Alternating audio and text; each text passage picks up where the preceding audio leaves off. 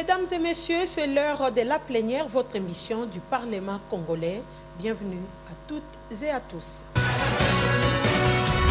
Le mandat du député national est incompatible avec certaines fonctions rémunérées par l'État congolais, l'État étranger et par autres organismes internationaux. Cette question a été débattue par les élus du peuple lors de leur récente rencontre. Les députés nationaux nouvellement élus et se trouvant dans cette situation ont été priés de faire un choix. L'article 108 de la Constitution stipule que le mandat des députés nationaux est incompatible avec les mandats des sénateurs et vice-versa. Les mandats des députés ou des sénateurs est incompatible avec les fonctions ou mandats suivants. 1. Membre du gouvernement. 2. Membre d'une institution d'appui à la démocratie. 3. Membre des forces armées, de la police nationale et des services de sécurité. 4. Magistrats. 5. Agents des carrières des services publics de l'État. 6. Cadres politico-administratifs de la territoriale, à l'exception des chefs de collectivités, chefferies et de groupements. 7. Mandataires publics actifs. 8. Membres des cabinets du président de la République, du Premier ministre, du président de l'Assemblée nationale, du président du Sénat, des membres du gouvernement et généralement d'une autorité politique ou administrative de l'État employés dans une entreprise publique ou dans une société d'économie mixte. 9. Tout autre mandat électif, les mandats des députés nationaux ou des sénateurs est incompatible avec l'exercice des fonctions rémunérées conférées par un État étranger ou un organisme national. Voilà qui a poussé les bureaux provisoires de l'Assemblée nationale de donner un délai de 8 jours aux nouveaux élus et opter pour les mandats des députés nationaux et de celui incompatible avec les mandats. Ils devaient faire diligence, selon les communiqués leur adresser, à faire un choix d'ici le 21 février, car les intéressés qui ne le feront pas dans les délais seront réputés avoir renoncé à leur mandat de députés nationaux. En amont de la législative, la loi veut que les députés soient dans la situation de la compatibilité. Je donne un exemple. Un député est nommé après la validation des mandats, après qu'on vérifie qu'il n'est pas dans la situation de compatibilité. Il est nommé ministre, il est nommé PDG, quelque chose comme ça. Là, on va suspendre son mandat pour qu'il puisse aller exercer cette nouvelle fonction.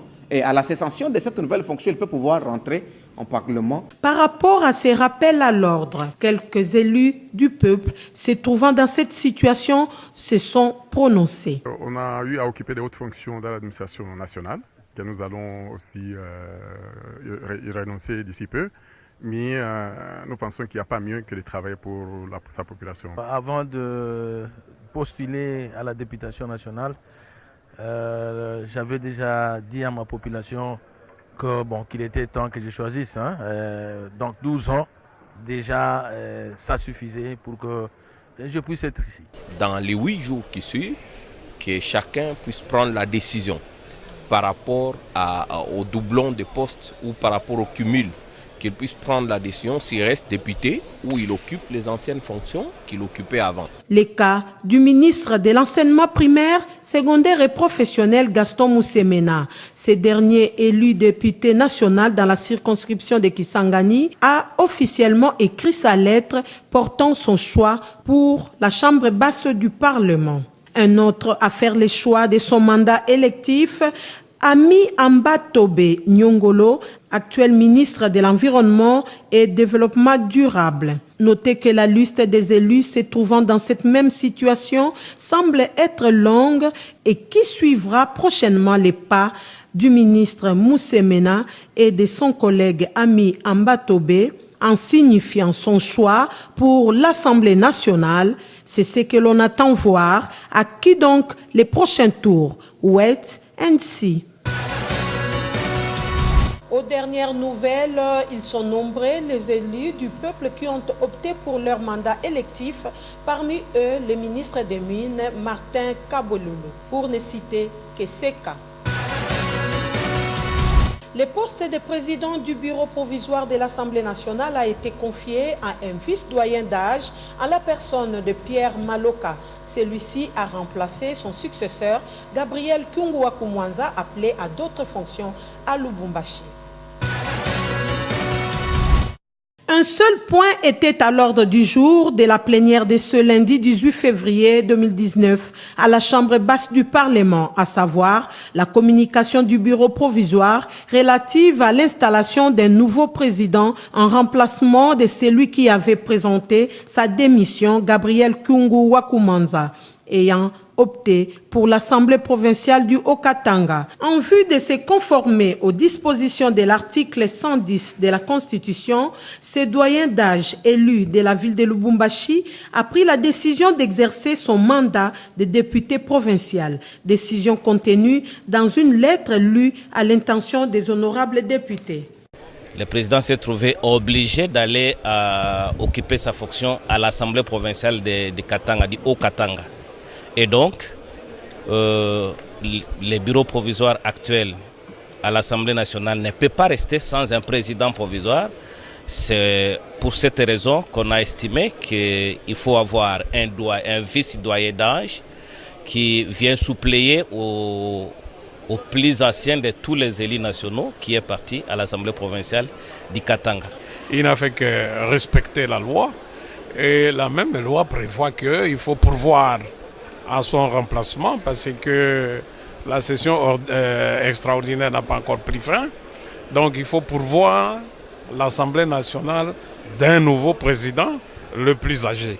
Et la session de ce matin, c'est pour installer les nouveaux présidents qu'on peut considérer comme les vice-doyens. Ainsi, selon les données biographiques des 484 députés nationaux communiqués au bureau provisoire par les services de la chancellerie de l'Assemblée nationale, le député national Pierre Maloka est le plus âgé de tous les députés avec ses 78 ans d'âge. Il est, par conséquent, le doyen d'âge est désigné à cet effet président du bureau provisoire de l'Assemblée nationale. Il a donc été installé à son poste. Pierre Maloka succède à ce titre son collègue Gabriel Kyungu-Wakumwanza. Il lui revient maintenant de parachever les deux derniers points de la présente session extraordinaire, celui de doter l'Assemblée nationale d'un règlement intérieur pour son fonctionnement, aussi de procéder à l'élection et à l'installation du bureau définitif de l'Assemblée nationale. L'article 108 et 110 de la Constitution ont été largement abordés lors des dernières plénières et rencontres des députés nationaux. Que prévoit donc cet article 110 de la Constitution? Les explications dans ces résumés. Le bureau provisoire de l'Assemblée nationale est actuellement présidé par le vice-doyen d'âge. La démission de Kyungu-Wakumwanza, le plus âgé des députés nationaux à ces postes, se justifie par rapport à la Constitution de la République démocratique du Congo dans son article 110. Selon cet article 110 de la Constitution, les mandats des députés nationaux ou sénateurs prennent fin par expiration de la législature, décès, démission, empêchement définitif, incapacité permanente, l'absence non justifiée et non autorisée à plus d'un quart des séances d'une session, exclusion prévue par la loi électorale, acceptation d'une fonction incompatible avec les mandats des députés ou des sénateurs, condamnation irrévocable à une peine de servitude pénale principale pour infraction intentionnelle. Toute cause d'inéligibilité à la date des élections constatée ultérieurement par l'autorité judiciaire compétente entraîne la perte du mandat de député national ou de sénateur.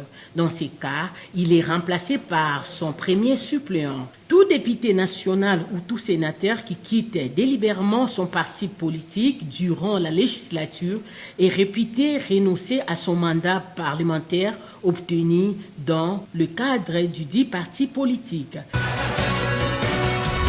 Une commission spéciale a été mise en place pour la rédaction du règlement intérieur devant régir le bureau de la 3e législature de la Chambre basse du Parlement. Plus de 220 articles seront soumis à la prochaine plénière pour adoption. À ces 4e jour de travaux, tout tourne autour des options fondamentales en faveur du fonctionnement efficient d'une chambre basse du Parlement de la 3e législature de la 3e République vouée à l'efficacité. Après avoir constaté le bon déroulement des travaux, le président du bureau provisoire de l'Assemblée nationale, l'honorable Pierre Maloka, a exhorté les membres à se mettre résolument au travail pour que les délais de 7 jours accordés par la plénière soient rigoureusement respectés. La commission spéciale chargée de l'élaboration du règlement intérieur, composée de 78 députés, soit 3 par province, en fonction des 26 que compte le pays, entend aller jusqu'à atteindre son objectif. Nous avons plus ou moins 220 à 230 articles à soumettre à la plénière. Il faut compter les temps des amendements, les temps des discussions. Et à partir de là, on peut, n'est-ce pas, pouvoir adopter en plénière le texte définitif qui servira, n'est-ce pas, de bréviaire pour la future Assemblée. L'objectif, c'est d'abord d'avoir un texte qui puisse nous permettre d'atteindre les objectifs qui sont le nôtre, c'est d'avoir bien légiféré, bien contrôlé et peut-être demain bien évalué pour que le travail que nous allons faire au niveau de l'Assemblée puisse avoir un impact positif sur la population et que ceux qui se sont donné la peine de nous déléguer ici se retrouvent dans notre production à la fois législative mais aussi des contrôles. Les membres de cette commission spéciale visiblement déterminés s'évertuent à offrir à la plénière de l'Assemblée nationale un règlement intérieur sans équivoque, a-t-on observé ce jeudi 21 février 2019 en la salle des banquets du Palais du Peuple. La rubrique Dites-nous honorable, une rubrique qui va démarrer dès la prochaine production dans cette même émission. La plénière, elle donnera aux honorables députés nationaux et sénateurs l'occasion de parler d'eux-mêmes. Pour nous contacter, envoyez-nous un message au numéro affiché sur vos petits écrans. Voilà, mesdames et messieurs, vous avez été nombreux à suivre la plénière. Nous voici arrivés à la fin de cette production. Retrouvons-nous très bientôt sur la RTNC et bien sur YouTube.